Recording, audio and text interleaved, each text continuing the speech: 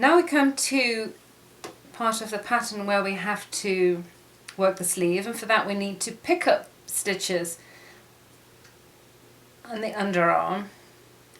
And we need to start in the centre of that underarm. Now I've gone ahead and slipped all of my held stitches onto my needle, but I've kept my waste yarn in there. I like to keep the waste yarn in there.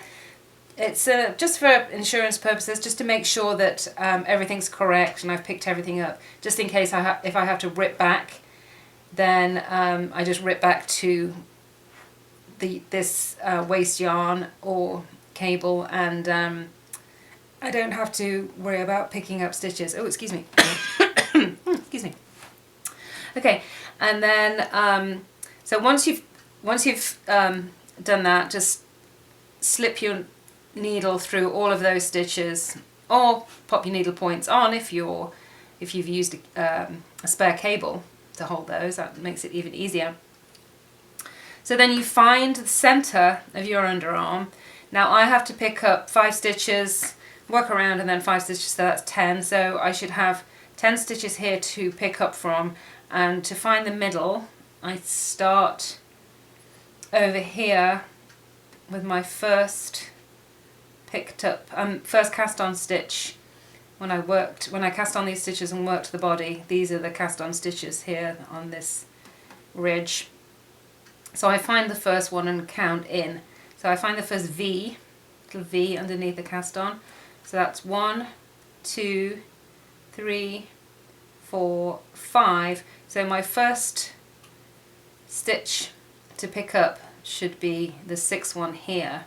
And then, so that would be 1, 2, 3, 4, 5, and then I go around knitting from the stitches on the needle.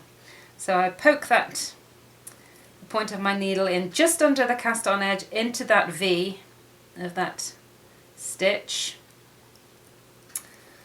I'm going to leave quite a nice tail just in case I have to neaten off any of these stitches afterwards. I can use that yarn.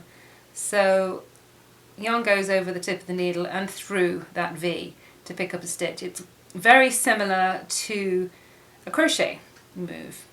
So then under that cast on ridge and into the next V, I'm just going to flip my tail end of yarn over my working yarn just to lock it in a bit better, and then pull that loop through. So that's 2, and then the next V is right here. 3, 4, 5. Now this leaves me with quite a gap before my first stitch from the waste yarn here. Quite a gap there. Now when I knit this next stitch, it is going to bring it together, but if you'd prefer, you can pick up another stitch here, and then on the next round you can knit that stitch and this stitch together, or this stitch and this stitch together, just to close up that gap a little more. But I'm just going to carry on and knit from these held stitches, and if I do then need to close up that gap afterwards, I have this tail end of yarn which I can then weave through this gap and then weave back again if need be. So I've picked up those 5 stitches oh, excuse me, and then I'm going to knit all of these stitches that were being held while I worked the body, and as you can see that's closed up that gap actually quite nicely.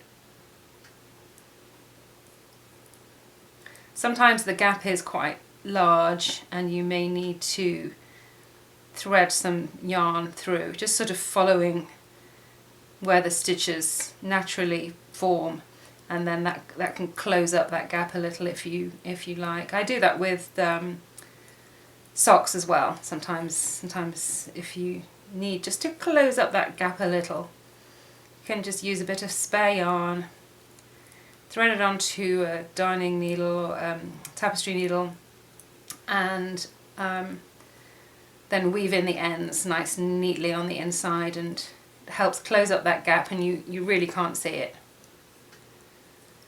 So I'm just knitting around these stitches that were held, and I'm leaving my waste yarn in there just until I know for sure that I haven't made any mistakes, that I've got all of the stitches that I need, that my sleeve has the right number of stitches.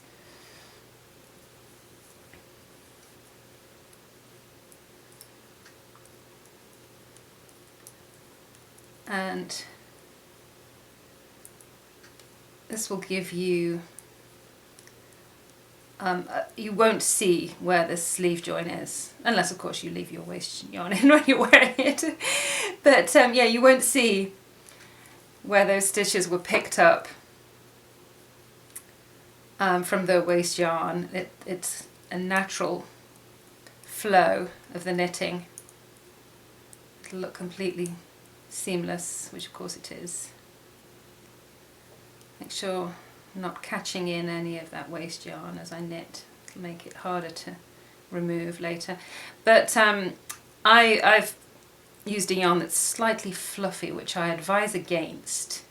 When choosing a waste yarn to hold stitches, I would very much recommend a nice smooth slick yarn, maybe a nylon or a rayon or even bamboo or silk, something quite slick that's not going to catch on these stitches.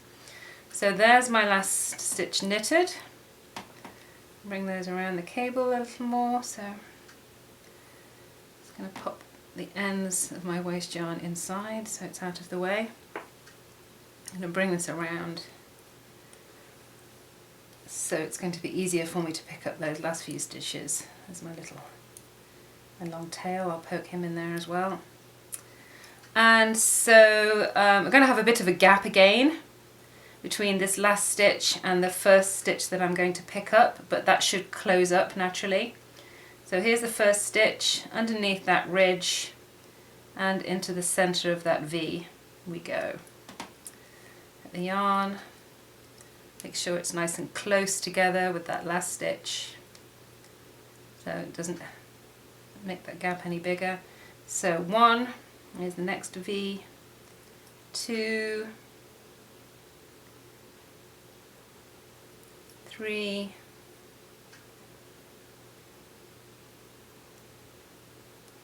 4, oopsie, caught a little bit of extra yarn there, 4, and the last one 5.